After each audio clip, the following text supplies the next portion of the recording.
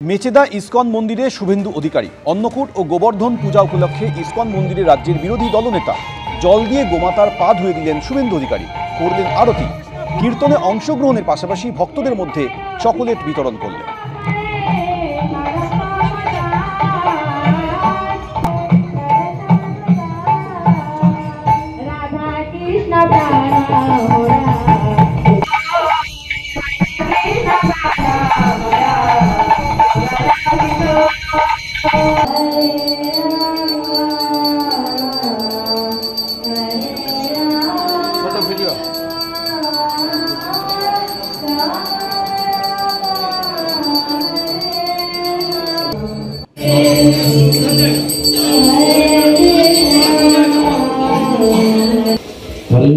हरे कृष्णा कृष्णा कृष्णा हरे हरे हरे राम राम राम हरे।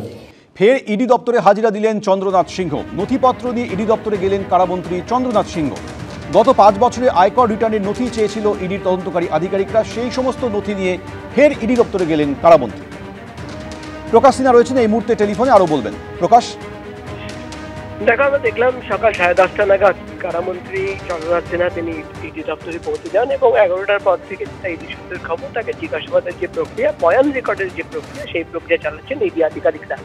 মূলত তার কাছ থেকে 5 বছরের ইনকাম ট্যাক্স রিটার্নের কপি চাওয়া হয়েছিল এবং 2016 সালের পর থেকে তিনি বা তার পরিবারের সদস্যদের নামে যে যে সম্পত্তি কেনা হয়েছে তার যাবতীয় নথি তার কাছ থেকে চাওয়া হয়েছিল এবং যেটা ইডি সূত্রের খবর, এক একটা সম্পত্তির নথির সামনে রেখে সেই ব্যাপারে তাকে জিজ্ঞাসাবাদ করা হচ্ছে যে সেই সম্পত্তি কেনার জন্য টাকার কোথায় থেকে আসলো, টাকার সোর্স কি ছিল, কত টাকা ক্যাশ দেওয়া হয়েছিল বা নগদ লেনদেন হয়েছিল কিনা, এই যাবতীয় তথ্য জানার জন্যই তাকে প্রায় 3 ঘন্টা হয়ে গেল।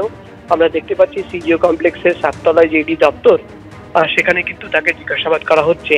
এবং তোমাকে বলে দিই, এর আগে মন্ত্রী চন্দ্রনাথ সিনহা এর আগে কোর্টের নির্দেশে 2 দিন হাজিরা দিয়েছিলেন। 2 দিন হাজিরা দেওয়ার পর তিনি কিছু নথি জমা দেননি, সেই নথি চাওয়া হয়েছিল এবং ফের গতকাল তাকে সামান পাঠানো হয় এবং তাকে বলা হয় যে আজকে সকাল 11টা নাগাদ ইডির দপ্তরে হাজিরা দিতে হবে। তার 8 ঘন্টা আগেই তিনি পৌঁছে যান এবং এখন যে জিজ্ঞাসাবাদের প্রক্রিয়া বা বয়ান রেকর্ড করার যে প্রক্রিয়া সেটা কিন্তু চালাচ্ছেন ইডি গোয়েন্দারা। শোনেন প্রকাশ, ধন্যবাদ। এদিকে রাজ্য জুড়ে এসআইআর শুরু নিয়ে জল্পনার মধ্যেই সিএ শিবির নিয়ে সল্টলেকে বিজেপির তরফে বৈঠক। রাজ্য জুড়ে 700 শিবির করার ভাবনা বিজেপি এবং তার সহযোগীদের। বাংলাদেশ সীমান্তে বিশেষ নজর দিচ্ছে বিজেপি। সরাসরি শিবাশিস মৌলিক আমাদের সঙ্গে এই মুহূর্তে রয়েছে। শিবাশিস, বিজেপির তরফ থেকে রাজ্য জুড়ে অন্তত 700 শিবির করার কথা ভাবা হচ্ছে, কিন্তু কোন কোন জেলাগুলিতে বিজেপির বেশি নজর রয়েছে? দেখো সৌমেন, শুরুতে তোমায় বলে রাখি যে আজ যে বৈঠক শুরু হয়েছে বঙ্গ বিজেপি দপ্তরে, মূলত কেন্দ্রীয় সাধারণ সম্পাদক সংগঠন PL সন্তোষের উপস্থিতিতে যে বৈঠক হচ্ছে বঙ্গ বিজেপির, এবং তাতে কিন্তু বিশেষভাবে যারা সিএ, এসআইআর, ইলেকশন কমিশন ইত্যাদি নিয়ে যারা দায়িত্ব পালন করেন, জগন্নাথ চট্টোপাধ্যায়, শিশির বাজুরিয়া, তারা উপস্থিত রয়েছেন আজকের এই বৈঠকে। এবং সেই বৈঠকে কিন্তু মূলত 700 যে ক্যাম্পের কথা ভাবা হচ্ছে, সিএ সহায়তা ক্যাম্প, বাংলাদেশ থেকে যে যারা আসছেন ভারতে, যারা শরণার্থী হিসেবে বিজেপি যাদেরকে দেখছে, তাদের মধ্যে হিন্দু, বৌদ্ধ, শিখ, জৈন যারা রয়েছেন, তাদেরকে সহায়তা করার জন্য এই 700 ক্যাম্পের কথা ভাবা হয়েছে। শুধুমাত্র রাজনৈতিক দল বিজেপির পক্ষ থেকে নয়, বিজেপির যে সহযোগী সংগঠনগুলি রয়েছে বা সামাজিক সংগঠনগুলি রয়েছে তাদের পক্ষ থেকেও কিন্তু বেশ কিছু ক্যাম্প করা হবে। একেবারে উত্তরবঙ্গে কোচবিহার থেকে শুরু করে নদিয়া, উত্তর 24 পরগনা, 9টি যে বাংলাদেশ সীমান্তবর্তী জেলা রয়েছে তাতে বাড়তি গুরুত্ব দেওয়া হচ্ছে। এমনিতে রাজ্য জুড়ে 700 ক্যাম্পের কথা ভাবা হয়েছে এবং সিএ আবেদনকারী হিসেবে শরণার্থীদের যা যা সাহায্য করা প্রয়োজন তা এই ক্যাম্প থেকে করা হবে, তাদের অনলাইন রেজিস্ট্রেশনও করে দেওয়া হবে, এমনটাই কিন্তু প্রাথমিক ভাবনা। সৌমেন। শিবাশিস, ধন্যবাদ।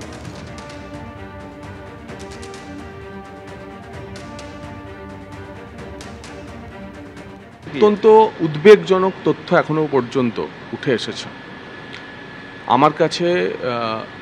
18 তারিখ বিকেলবেলা পর্যন্ত যে 2002 এবং 2025-এর তালিকার ম্যাপিং এসেছে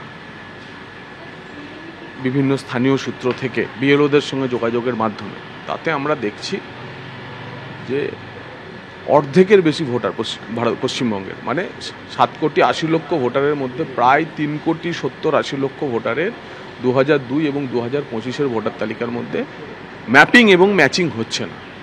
3.5 কোটি 4 কোটি ভোটার যাদের কাগজ দেখাতে হবে সত্যি করে, কারণ তাদের নাম ফ্যামিলি লিগাসিও নেই, পরিবার নেই, হঠাৎ করে 2002 থেকে 2025-এর মধ্যে তাদের নাম উঠেছে, তাদের মধ্যে তো একটা সিংহভাগ মানুষ থাকবেন যারা যারা সন্দেহজনক ভোটার, এবং তাদের নাম তো এসআইআর হলে বাদ যাবে। গুজরাতের গুন্ডা বলে কেন্দ্রীয় স্বরাষ্ট্রমন্ত্রীকে আক্রমণ করলেন তৃণমূল সাংসদ কল্যাণ বন্দ্যোপাধ্যায়। এখন কেন্দ্রীয় স্বরাষ্ট্রমন্ত্রী হয়ে দেশে গুন্ডা রাজ চালাচ্ছেন, তীব্র আক্রমণ করলেন তৃণমূল সাংসদ কল্যাণ বন্দ্যোপাধ্যায়।